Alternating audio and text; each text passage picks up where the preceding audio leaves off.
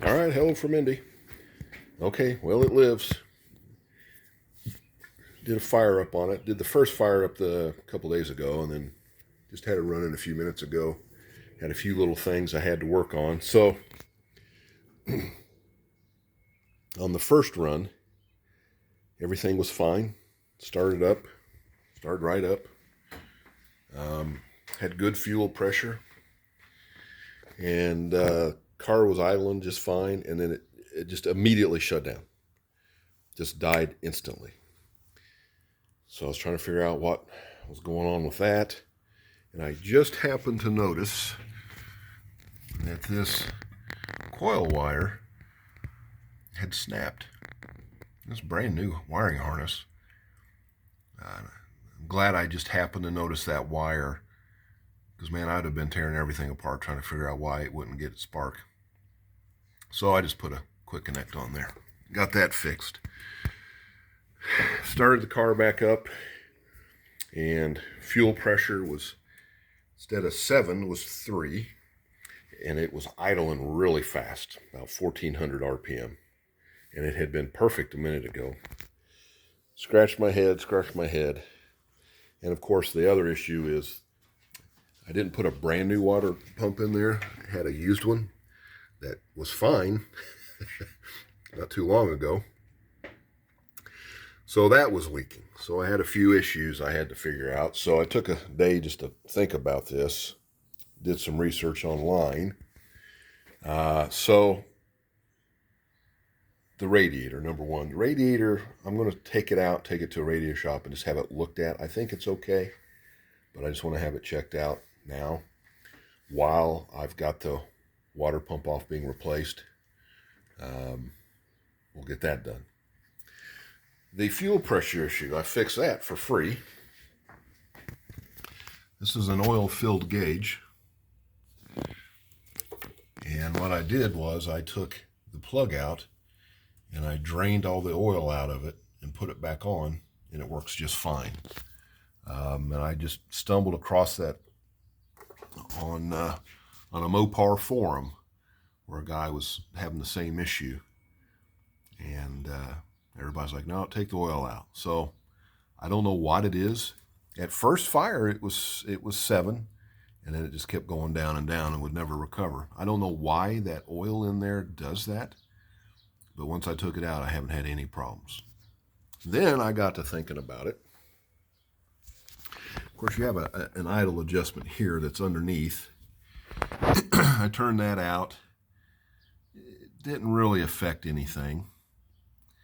Then I remembered you have your plug here in the back for your brakes. The plug had come off, and that's why it was idling so quick. So I got that back on. That fixed everything. Drained the fluid out of here. That fixed that problem. So now I know I got a good fuel pump. Got the wire fixed, and I still got to do the water pump. So, you always have these little issues when you first fire them up. It's no big deal. Sometimes you just walk away for a day or two and think about it, and it all kind of comes to you. And really, other than the water pump, it was all free to fix. So that's where we're at. Everything seems good. So anyway, once I get all that stuff sorted out, finally, then I can get to really tuning the carburetor. The exhaust system's something I just cobbled together enough to lay down here, just enough to run it in here without driving everybody nuts. So I'll have to get that put together or take it to a muffler shop and have that done right. So that's all I can really think of to tell you today. I'm just getting ready to drain the radiator and get the water pump off. While I'm doing that, I'm going to go ahead and replace the clutch on the fan. Might as well just do it now. Go ahead and have to take that off again. New water pump. Get the radiator serviced. Make sure it's good. And headers were good. No exhaust leaks on the headers. So anyway, but I like to leave things in a position where I know they're good when I walk away. Transmission seems good. Obviously, I haven't driven it, but it goes into gear good, reverse, drive.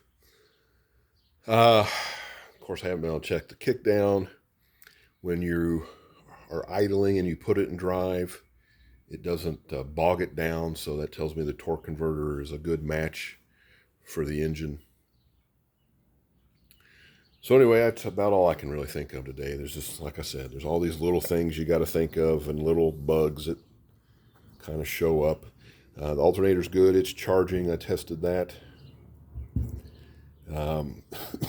I've got J10 plugs in there right now, Champion J10s. We may look at that, but that's when we get to the tune. Interestingly, this car does not like any choke at all. It won't start when you've got it choked. So that's kind of weird, but it likes the choke to be fully open when you start it. Well, that's okay, I guess, especially since it's a manual choke. Saves me the trouble of messing with it, putting a cable on there or anything. So anyway, yeah, I just thought I'd give a quick update. Hopefully everything's okay with this radiator. I can just, when you've run the car and you turn it off, you can just hear the slightest little hiss somewhere. So I'm hoping maybe around the intake up here, there's a crack or something, because you remember I had to solder that. So I want to get that looked at. I certainly don't want to replace it. A new copper radiator, they're expensive. I found a place that would recore it for $500. That was the cheapest. And the other place that I've always used, he wants $700 to just do a recore. And I've looked around, and like OER and those places have basically the same radiator for $700. In case you haven't looked, I got on like year one to look at a reproduction radiator with the number stamped in it. They're $2,700. And then Glen Ray is $1,400 for a reproduction radiator. So I can't believe the prices on radiators right now. So I have found one on eBay. If this doesn't pan out, which I hope it will, but if it doesn't, I've found an aluminum one on eBay. It's not really that close, but it's better than anything. And they're, I don't know, $250. And there's a lot of guys that have recommended it. At least it's the only one I have found, the aluminum radiator that the factory shroud will work with. And it's got everything proper. So it's not perfect, but it will work. So that's why I would much rather just stay with this. If someone's watching and they know a much more affordable solution, or an aluminum radiator that has a great fit and with the shroud and all that, then let me know. But I've only found one so far. So, let's get all this done. I think I need another spring. I went with a really light spring in this distributor. I think I need a little bit heavier spring. I'm getting advanced way too early. It should have been about 1,500. I'm getting everything right off the bat. Spring may have popped off too, so I need to get in there and look at that. So that's really it. So anyway, there's some progress, but now it kind of hits the wall again for a little bit while I get all this other stuff straightened out. All right, later.